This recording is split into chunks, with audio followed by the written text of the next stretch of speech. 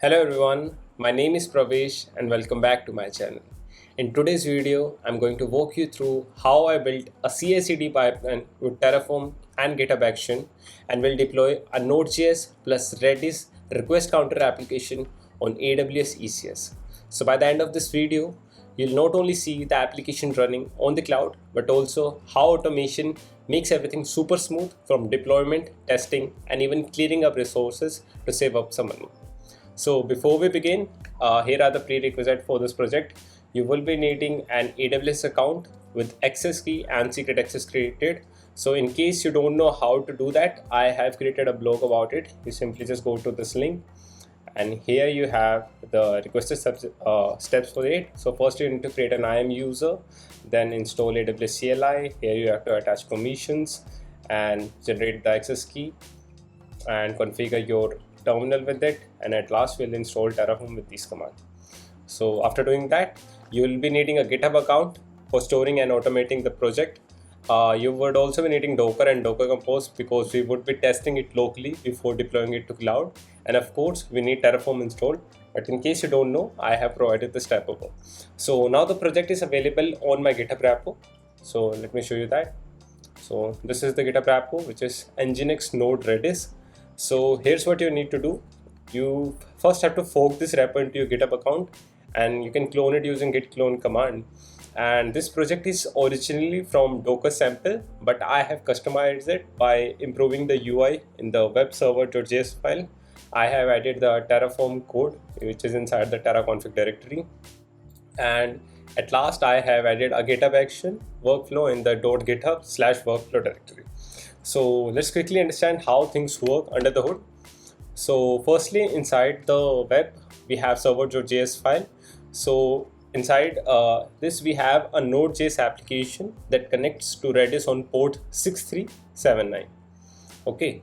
So after that, every time we refreshes the page, the request counter increased by 1, and this application shows which server, which is Web 1 or Web 2, handles the request, which is configured by our load balancing. So for the infrastructure, we have Nginx. So inside the Nginx directory, we have this nginx.conf file, which is Nginx configuration. So in this, we are defining that we have our upstream load balancer, and it has two servers, which is Web 1 and Web 2 running on port 5000. And here we are proxy passing that any request would be passed to port 80. So, so the Docker file inside the Nginx simply removes the default configuration from the Docker image, and it just added the custom Nginx config file that we have created in this directory. And to combine everything up, we have this Docker compose.yaml file. So in this, firstly, we are creating a Redis image, which is running on port 6379, and we are creating two web server, which is listening on port 81 and 82. So they are using the same Docker image, which is the server.js file. And at last, we have our Nginx container for load balancing. So let's run this locally before we deploy it to the AWS cloud. So to do that, firstly, you need to navigate inside the root directory of the project, which is Nginx Node Redis, and make sure you have your Docker desktop up and running. So you just simply run docker compose up --build. So this will create the container, and once it is up, you can see your application running on port 80, localhost port 80. So let's go to localhost port 80. So here you can see that our application is up and running. So every time I will refresh this, so the counter will be increased by 1, and the server will be toggled from Web 1 to Web 2. So let's see that. So 1, 2. So you can see that it is incrementing by 1, and the server is switching between Web 1 and Web 2. So nice, our application is working perfectly. Now let's move to the exciting part, deploying this application on AWS EC2 using Terraform and GitHub Action. So first, you need to go to your GitHub repository. So you have to go under settings. So under security, we have secrets and variable, and here you have to select actions. So now under repository secrets, you have to create two secrets, which would be AWS access key ID and AWS secret access key ID.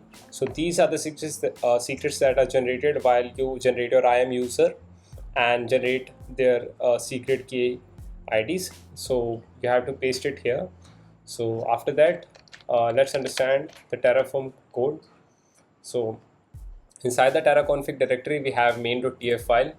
So the main.tf file first define that we are using AWS as our cloud provider. Then it creates a security group that opens port 80 and 22, and we are using the default 𝗵𝗵𝗃, and we are getting the latest Ubuntu image, and using that we are creating an EC2 instance of T2 micro instance type. And here we are providing the user data, which will first update the system, install Docker and Docker Compose in it. It will start and enable Docker, and here you need to do the thing. So instead of this URL, you have to change this 𝗂𝗶𝗁 to your own GitHub username. I assume that you have forked it and provided the same name to the project, so you just need to change it with your own GitHub username. So after that, we are good to go.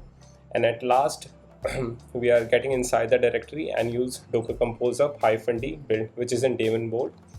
So, and in the outputs, we are just getting the public IP of the address so that we can access this application. So in the GitHub workflow YAML, we have this main.yaml file. So we have only one job inside it named Terraform, which will run on Ubuntu latest. And this workflow will be triggered every time a push is made on main branch or a pull request is made on the main branch. We are specifying the working directory as terraconfig, in which our main.tf file is present. So firstly, we have this AWS access key and secret access key created inside as secrets. So earlier I have mentioned you, like, you have to provide that into the repository secrets. So do that, and it will fetches the secret access key and the access key ID from there. So these are the steps. First, it will check out the code, then it will set up Terraform, and these are the basic Terraform command. That firstly, it will initialize Terraform using Terraform init, then it will validate the file, then it will create a plan, and at last it will apply using autoproof. So after the infrastructure is created, it will sleep for 90 seconds so that the Docker commands are run successfully and our application has the time for the containers to be created and to have it in working condition. So after that, we are fetching the public IP using Terraform output command and storing it inside a public IP variable. In the next, we are checking the health using curl-f command.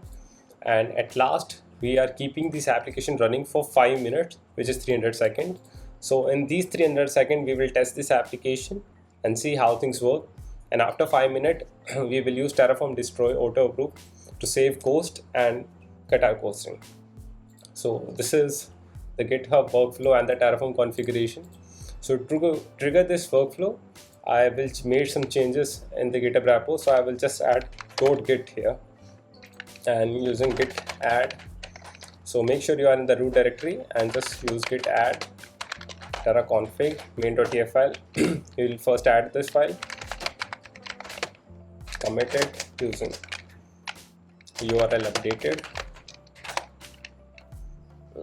I forgot to mention -.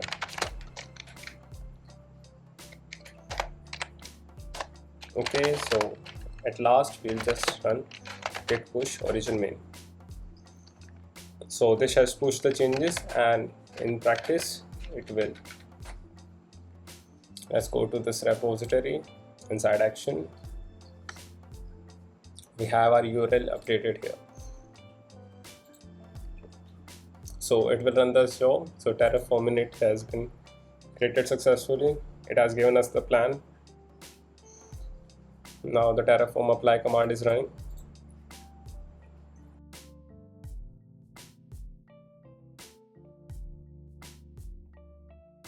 So the resources are created successfully. So now it is taking 90-second time so that the Docker command are running successfully and the application is up. So I'll get back to you after 90 seconds. Now you can see that our application is on keep app running stage, which means that the application will be alive for 5 minutes and we can test it. So we'll just copy this URL and paste it here.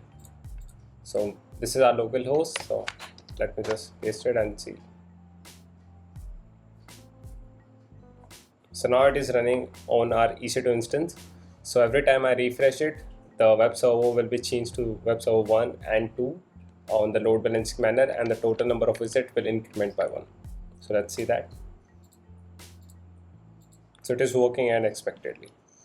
After exact 5 minutes, the application was taken down and Terraform destroy command was run. So you can see that, and all the 2 resources are deleted successfully, saving us cost. So now let's stimulate a real world concept. So suppose I want to update the heading from welcome to my amazing request counter to welcome to request counter. So all I need to do to go is just go inside our server.js file, and inside the HTML code I will just change this thing to welcome to request counter, and I'll just add these changes. Git add, git commit, heading changed, and I'll just push it on the main branch, and that's it. So GitHub action will trigger the workflow, Terraform will provision the infrastructure, and within 5 minutes my changes will be live on AWS. So that's the power of 𝗖𝗍 with Terraform plus GitHub action.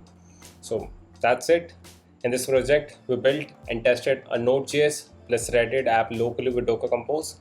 We automated the AWS infrastructure for a complete 𝗖𝗍 pipeline.